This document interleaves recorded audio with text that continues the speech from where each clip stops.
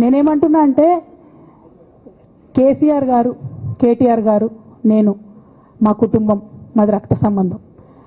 పదవులు పోతేనో పార్టీలకు వెళ్ళి సస్పెండ్ చేస్తేనో పోయేటటువంటి బంధం కాదు.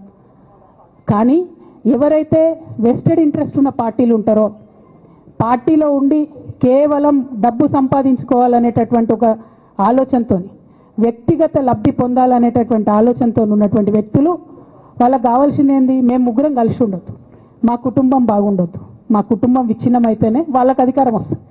దాంట్లో భాగంగా ఇవాళ మొదటి స్టెప్పు నన్ను బయటేసిరు పార్టీలకు వెళ్ళి. అది ఇక్కడితో ఆగదు. నేను గౌరవనీయులు పెద్దలు దైవ సమానులు కేసీఆర్ గారిని విజ్ఞప్తి చేస్తా ఉన్నా, మీకు ఒక సూచన చేస్తా ఉన్నా. దయచేసి మీ చుట్టూ ఏం జరుగుతున్నదో ఒకసారి చూసుకోండి నాన్న. నన్ను ఇవాళ బయటకు పంపొచ్చు, నేను మీలాగా స్ట్రేట్ ఫార్వర్డ్ ఉంటా, నిజాలు మాట్లాడతా. నేను ఉద్యమం నేపథ్యం నుండి వచ్చిన కాబట్టి నాగ్గా ఉన్నది లేనట్టుగా, లేనిది ఉన్నట్టుగా, మోసం చేయాలని చెప్పో ఇంకోటి చేయాలని చెప్పో మాట్లాడను. స్ట్రేట్ ఫార్వర్డ్గా ఇష్యూస్ మాట్లాడతా కాబట్టి నన్ను ఇలా బలి చేసారు, పర్వాలే. కానీ రేపటి నాడు ఇదే ప్రమాదం రామన్నకు కూడా పొంచుంది, రేపటి నాడు ఇదే ప్రమాదం మీకు కూడా పొంచుంది. అల్టిమేట్గా బీఆర్ఎస్ పార్టీని హస్తగతం చేసుకోవడానికి జరుగుతున్నటువంటి కుట్రలో భాగంగానే ఇవాళ నన్ను ఎలిమినేట్ చేయడం జరిగింది. నేను ఇవాళ ఓపెన్గా అడుగుతా ఉన్నాను, హరీష్ రావు గారికి నేను సూటి ప్రశ్న వేస్తున్నా, ఈ రాష్ట్ర ముఖ్యమంత్రి రేవంత్ రెడ్డి గారికి కూడా నేను సూటి ప్రశ్న వేస్తున్నా. నా మీద కుట్రలు ఎప్పటి నుండి ప్రారంభమైనాయి? ఎప్పుడైతే హరీష్ రావు గారు, రేవంత్ రెడ్డి గారు ఒకే ఫ్లైట్లో హైదరాబాద్ నుండి ఢిల్లీకో, ఢిల్లీ నుండి హైదరాబాద్లో ఒకే ఫ్లైట్లో వాళ్ళిద్దరు ప్రయాణం చేసి వచ్చినప్పుడు హరీష్ రావు గారు రేవంత్ రెడ్డి గారు కాలు పట్టుకొని సరెండర్ అయినాక ఈ కుట్రలు స్టార్ట్ అయినాయి, నా మీద ఈ స్టోరీలు స్టార్ట్ అయినాయి, మా కుటుంబాన్ని విడగొట్టాలనేటటువంటి కుట్ర స్టార్ట్ అయింది. నేను ఛాలెంజ్ చేస్తా ఉన్నా, రేవంత్ రెడ్డి గారు మీరు చెప్పండి, ఆ ప్రయాణం జరిగిందా జరగలేదా?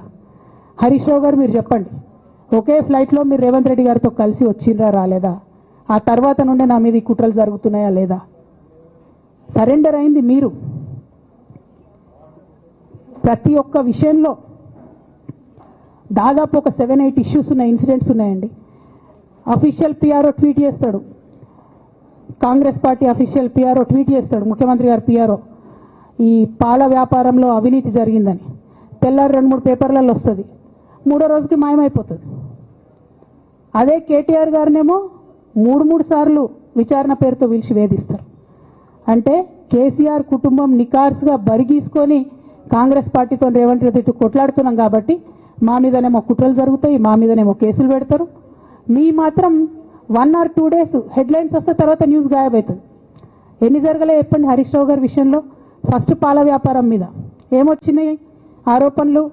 ఆనాడు బీఆర్ఎస్ పార్టీ గవర్నమెంట్లో SC ST BC హాస్టళ్లకు Harish Rao గారి పాల వ్యాపారం నుంచి పాలు సప్లై చేసిరనే ఆరోపణలు అయోధ్య రెడ్డి గారు ట్వీట్ చేసిరు. గతం 2 రోజులు పోయింది ఆరోపణ. ఎందుకు? సరెండర్. నెక్స్ట్ ఒక అభియోగం చేసిరు ముఖ్యమంత్రి గారు, రంగనాయక్ సాగర్ దగ్గర ఆయన ఫామ్ హౌస్ ఉంది, అది ప్రభుత్వ భూమి, కబ్జా చేసిండని. 1 day headline, 3rd day news గాయబ్, నో కేసు నథింగ్. కేటీఆర్ పరిస్థితి ఏంటి? ఎన్ని కేసులు పెట్టిరు కేటీఆర్ అన్న మీద? ఎన్నిసార్లు పిలిచిండు విచారణకు? ఇవన్నీ పక్కన పెడదాం, నిన్నటి లేటెస్ట్ ఇష్యూ మాట్లాడదాం. కాళేశ్వరం కానీ ఇంకోటి కానీ ఏ ప్రభుత్వంలో అయినా పొలిటికల్ పాలసీ చేసేవాళ్ళు, విధానపరమైన నిర్ణయాలు తీసుకునే వాళ్ళు ముఖ్యమంత్రులు ఉంటారు.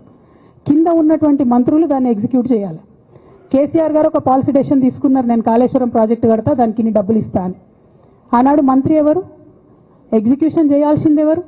2014 నుంచి 2018 వరకు తుమ్మిడిహెట్టి దగ్గర నుంచి మేడిగడ్డకు స్థలం మార్చినప్పుడు మంత్రి ఎవరు? ప్రాజెక్టులు డిసైడ్ చేసినప్పుడు మంత్రి ఎవరు? అన్ని మీటింగ్లు, టెక్నికల్ ఇష్యూస్ చూసుకోవాల్సింది ఎవరు? ఇవన్నీ రేవంత్ రెడ్డి గారు మాట్లాడారు. నేను మొత్తం అసెంబ్లీ స్పీచ్ చూడరు మీరు, వీళ్ళ మ్యాచ్ ఫిక్సింగ్ అనేది మీకు తెలిసిపోతుంది. ఏం మాట్లాడరు ఆయన. ఎంతసేపు కేసీఆర్ కాళేశ్వరం కట్టిండు, కేసీఆర్ కుటుంబం 1,00,000 కోట్లు తిన్నది. అరే 2007 నుంచి ఇప్పటివరకు కాళేశ్వరం 1,00,000 కోట్లు కూడా ఖర్చు కాలే. 1,00,000 కోట్లు ఖర్చు కాని ప్రాజెక్టులో 40 లక్షల ఎకరాలకు నీళ్ళీయంగా కూడా 1,00,000 కోట్ల అవినీతి అయింది అంటారు రేవంత్ రెడ్డి గారు. దాన్ని మళ్ళీ ఓన్లీ కేసీఆర్ గారి గురించి చెప్తారు, హరీష్ రావు గారి గురించి మాట్లాడరు. ఎందుకంటే ఇంటర్నల్ అండర్స్టాండింగ్ ఉంది వీళ్ళిద్దరికి. నేను రామన్నను ఒకటే రిక్వెస్ట్ చేస్తున్నా, అన్న ఇవాళ మీతో బాగున్నట్టు వాళ్ళు నటించవచ్చు, హరీష్ అన్న కావచ్చు, సంతన్న కావచ్చు, కానీ వాళ్ళు మన మంచి కోరుకునే వాళ్ళు కాదు, వాళ్ళు తెలంగాణ ప్రజల మంచి కోరుకునే వాళ్ళు కాదు, వాళ్ళు కేసీఆర్ గారి మంచి కోరుకునే వాళ్ళు కాదు. వాళ్ళను మీరు దూరం పెట్టి రాజకీయంగా తెలంగాణ రాష్ట్ర సమితిలో ఇప్పుడు బీఆర్ఎస్లో పనిచేస్తున్నటువంటి హార్డ్ కోర్ కార్యకర్తలను దగ్గరికి తీసుకొని ప్రజా ఉద్యమాలు తీసుకొని ప్రజల దగ్గరికి పోతేనే మన పార్టీ బతుకుంటుంది, నాన్న పేరు బాగుంటుంది.